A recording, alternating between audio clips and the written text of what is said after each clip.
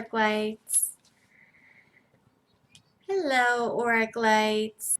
Today we are going to talk about...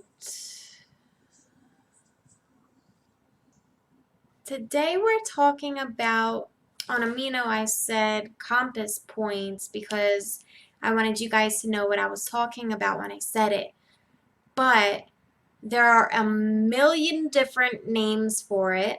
They're called cardinal points, quarters, corners, watchtowers, elements even. Some people use elements and the directions interchangeably because they do stand for one another. Like north is for earth, south is for fire, and so on. We'll get into that. And obviously they're also called energies because that's what you invoke or evoke, energies. So again, it's all about the correspondences. There are also 1,000,001 correspondences for each direction and each element. So north, like I said, is for air. North is for earth. East is for air, south, fire, and west, water. Okay? Some people think that where you live dictates which direction stands for which element. Say, because I live in New Jersey, some people would say that for me, water would be east. Maybe. But I keep it how it is because it's just easier that way. And really, there's water all around the U.S. anyway. So there's also different workings that you can do in each direction. Say I was doing ancestry work, I would do it in the north. I would face north and do my working there. You can even set up a little altar in the direction that you want to work in. Really, there's 1,000,000 different correspondences for each direction. Like north is ancestors, discovery, healing, learning, logic, mental wisdom, spirituality, and stability. South is compassion, emotional wisdom, empathy, faith, love, passion, regeneration, sensuality, and trust. And east is all about beginnings, clarity of vision, communication, creativity, inspiration, and teaching. And then west is for balance, for dreams, emotions, goals, grounding, intuition, and judgment and stability. So, say you're doing a ritual. First, you want to decide which direction you want to face first. I just said all the correspondences for each direction. So you pick a direction. Say you want north for earth or east for the rising sun. Each time, this is how you call the quarters or the corners or whatever you want to call it. When you call them in, you start in the direction. You can hold your hands up, open, however you want to do it. And as you face that direction, you call the corner in. And then you would, if you're lighting candles, if you have candles, you would light that candle after you call the corner. And then you would turn to the next corner, call it in, light the candle. Turn to the next corner and do the same thing until you get back around. So here are some options to say when you call in the corners. Now, invoking and evoking are two different things. Okay? Invoking is inviting the energy or the spirit to come work with you or come guard you. And evoking is more of a demand.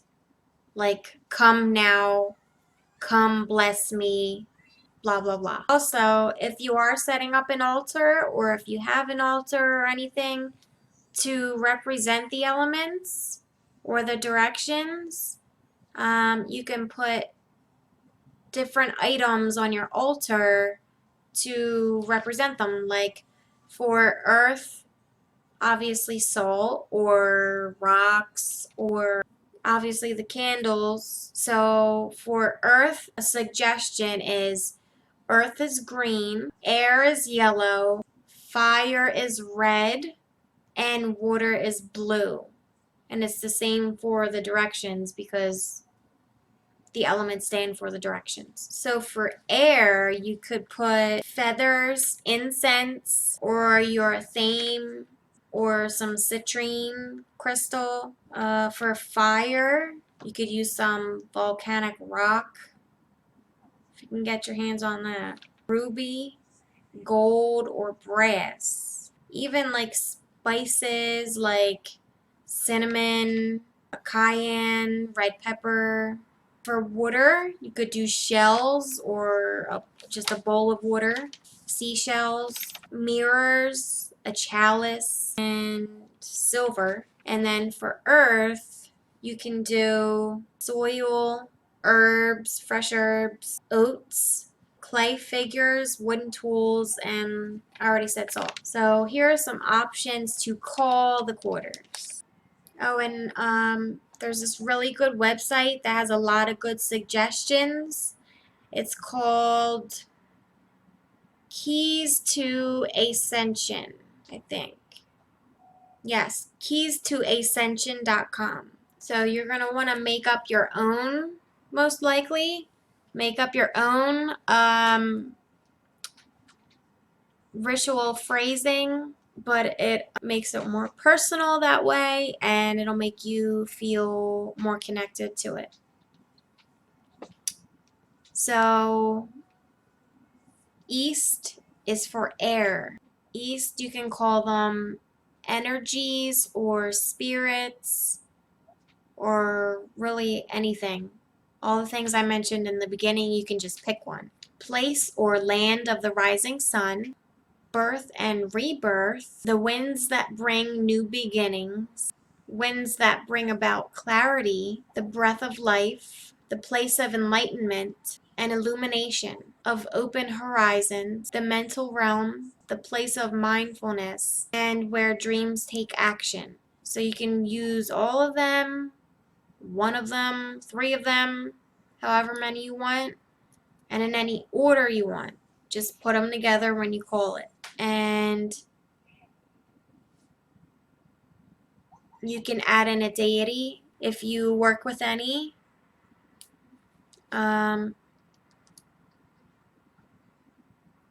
Archangel Raphael is the guardian of air.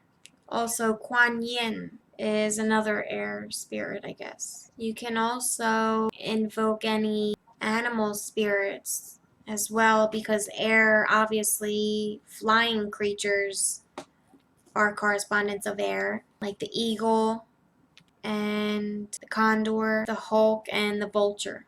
After you do the first part of, east and land of the rising sun and whatever else you want to say, you can add spirit keepers, energies of the east. Join us, assist us this day, be here now, or and so it is. And then add spirit keepers of the east. Welcome your presence into my circle. We are grateful for the blessings and assistance. Hail energies of the east. And there they are invoked.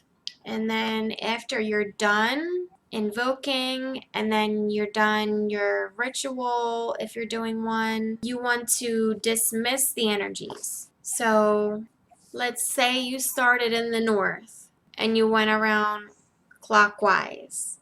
You're going to want to start in the east and go counterclockwise to open it back up. So you can go hold up your hands again or whatever you're going to do. Powers of the east, powers of air, thank you for your presence in our circle today, for sharing your wisdom and knowledge. Hail and farewell, powers of the east.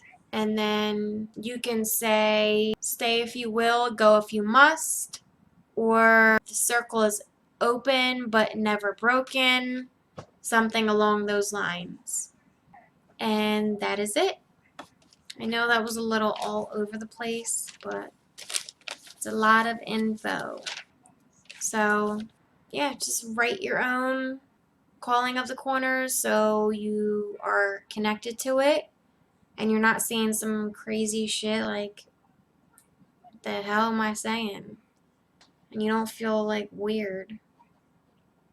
So, don't forget to always dismiss and close down everything that you opened. Okay, guys, and I will have this information in a blog on the aminos, so go check that out too. And don't forget to subscribe if you'd like to be part of our crazy Oracle family. I put out videos at least once a week, and I will see you guys next time. Be blessed, be brave, and be beautiful.